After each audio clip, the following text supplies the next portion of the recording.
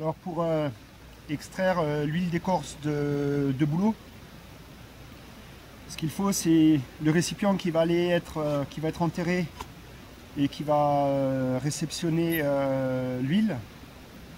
Donc c'est une ancienne cafetière qui a rendu l'âme, que j'avais depuis plus de 20 ans, donc elle va me servir à autre chose. L'avantage de la cafetière, c'est qu'on peut utiliser ce filtre là. Donc je l'ai tabassé pour faire en sorte que l'huile elle s'écoule bien au centre et elle tombe dans le bas de la cafetière. Alors l'avantage de ça, c'est d'éviter qu'on ait des impuretés, et surtout la terre, quand on va lever la partie supérieure du feu, qu'il y ait des impuretés qui tombent à l'intérieur et qui viennent salir l'huile qu'on réceptionne en dessous. Voilà, donc ça c'est la partie qui va se mettre au fond dans le trou. Et ensuite une grosse boîte de peinture dont je tabasse aussi le fond. Donc ça c'est une astuce que j'avais vue sur la vidéo de Gérald Bush. Et la seule chose que je fais en plus, c'est que je rajoute un filtre à l'intérieur.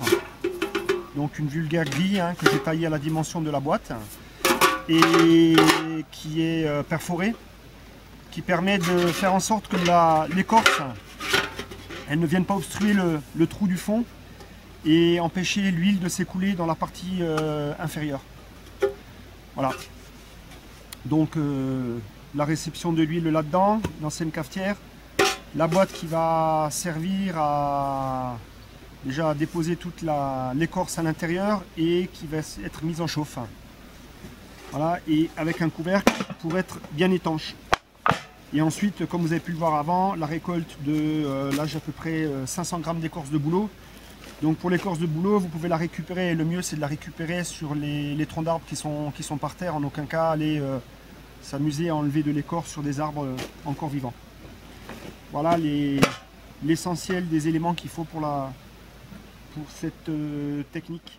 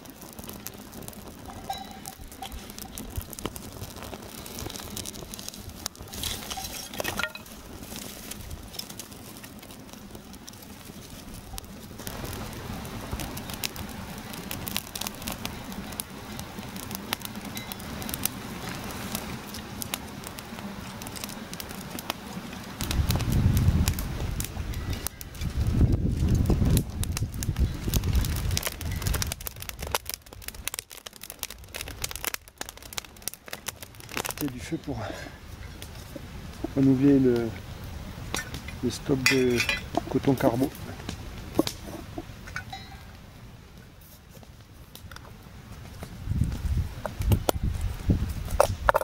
Voilà.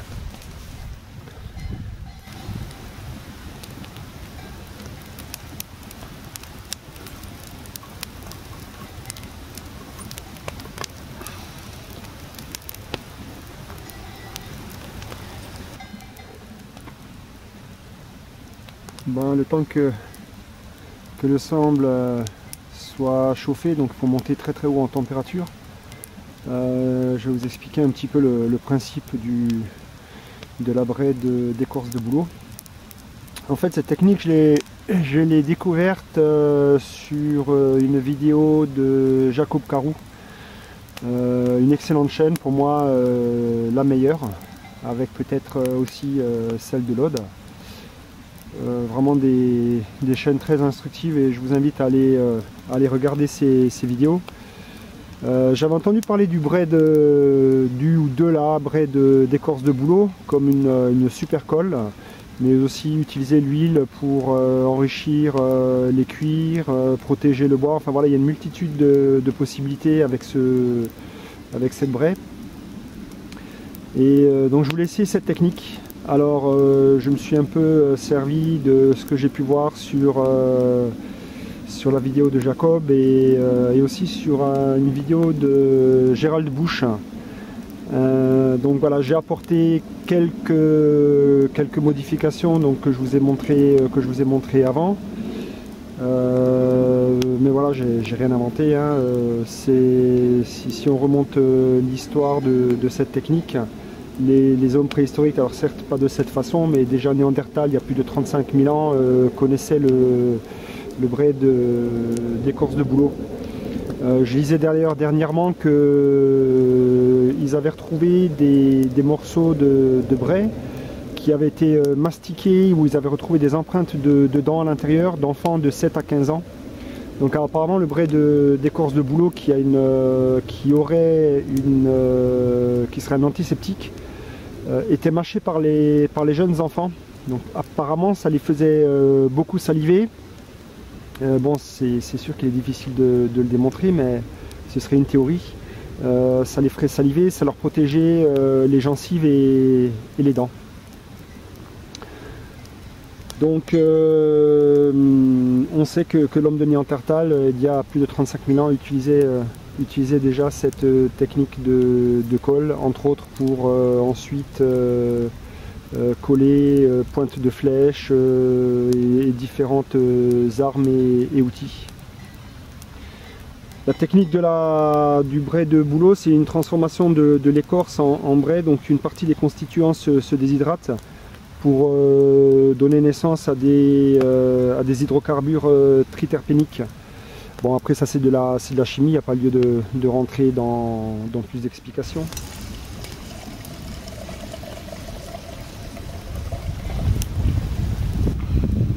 Voilà le coton carbo.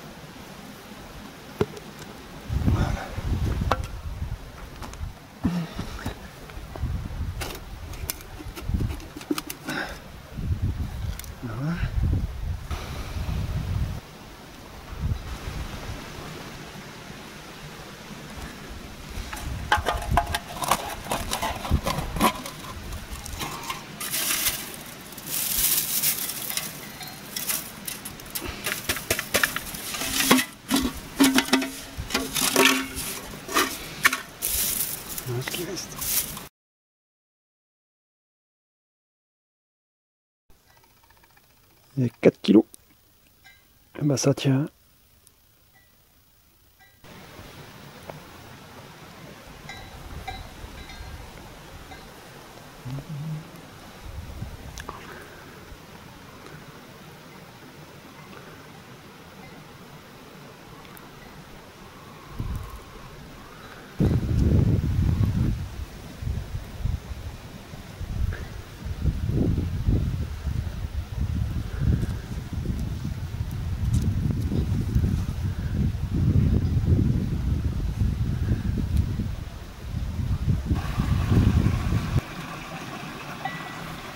Voilà, ça les mouches elles viennent plus.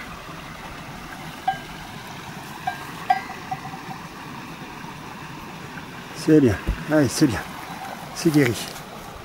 Un gros. Les endroits où j'ai mis de la braise, c'est vraiment un bon répulsif pour les mouches là, parce que j'observe depuis plus d'une heure et il n'y a pas une mouche qui vient se poser. Et Dieu sait qu'il y en a qui tournent autour. Mais pour le soin des brebis, quand elles ont des dermatoses, on utilise... oui, Julien, c'est bien. Attends. On utilise du goudron de Norvège, qui est issu, je crois, du pin et qui est un excellent antiseptique et qui protège et qui évite justement que les mouches elles viennent pondre et qu'il y ait des larves les vers qui se développent.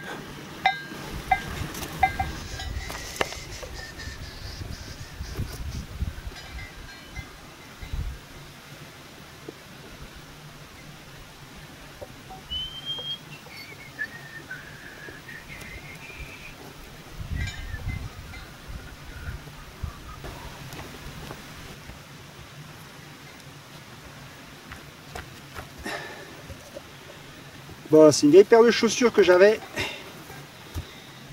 Du coup, je voulais faire un essai sur le cuir, les protéger avec du brai. Bon, c'était sûr, hein, c'est un peu collant.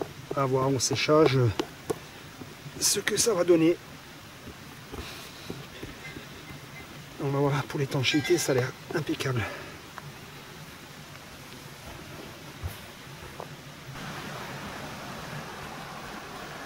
En tout cas, c'est étanche. Hein. L'eau, elle pénètre pas. Vraiment imperméable.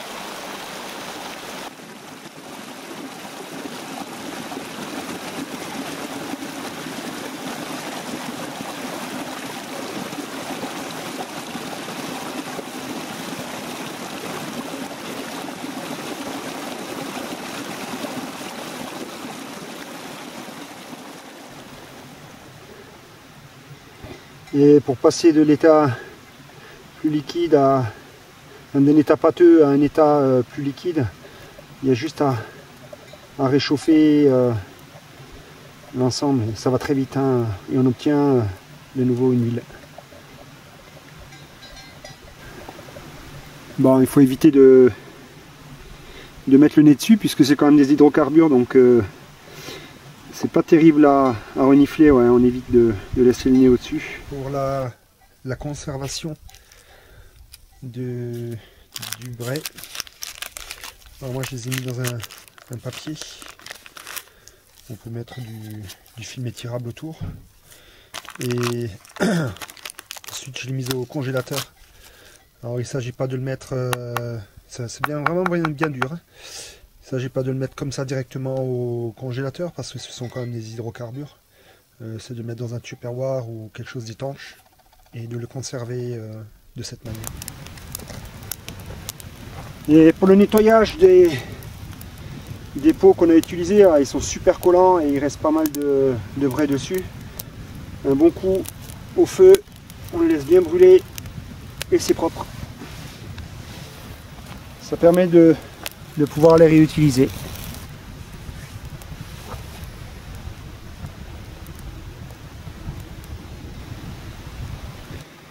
Ouais, voilà. Passer au feu après, on a du matériel qui est de nouveau propre.